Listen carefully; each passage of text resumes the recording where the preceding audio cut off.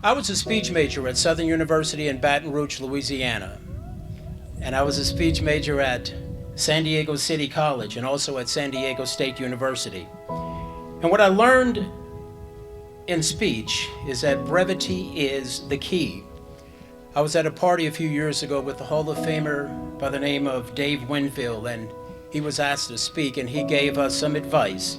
He reminded us that when giving a speech, remember the 5 B's.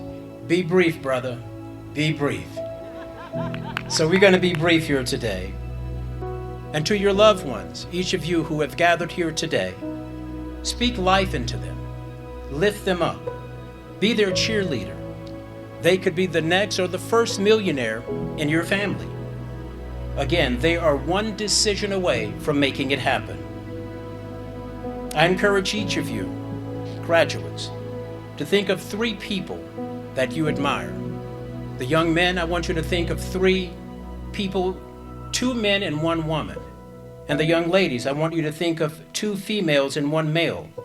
And let them be your beacon.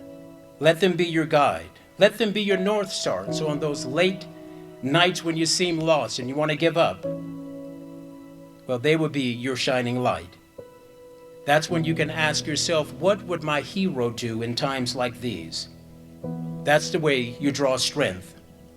You know, when I was growing up as a 13-year-old, when I first got into this business, I had 2 guys who were my North Stars, a guy named T.J. Smith and another guy named Ernie Singleton. They both were radio DJs in Slidell, Louisiana, where I'm from.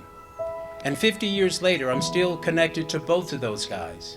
So I want you to find someone who's doing what you do and let them be your mentor. Let them be the ones that you kind of pattern your career and your life after.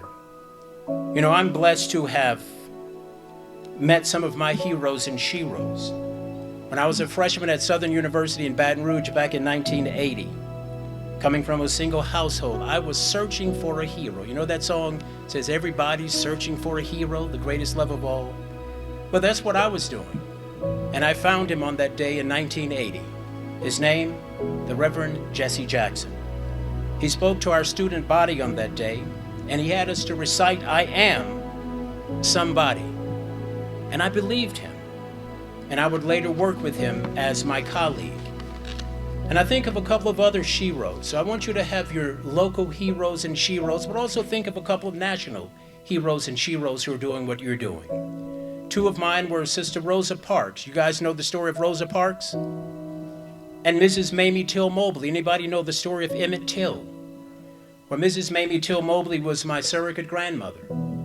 I was blessed to have gotten to know her. I even spoke at her funeral in Chicago in 2003.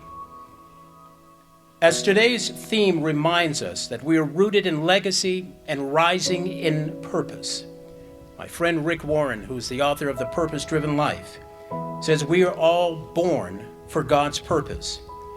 There are 8.3 billion people in the world, but it is not an accident that I am standing here before you today. It was a part of God's purpose for my own life.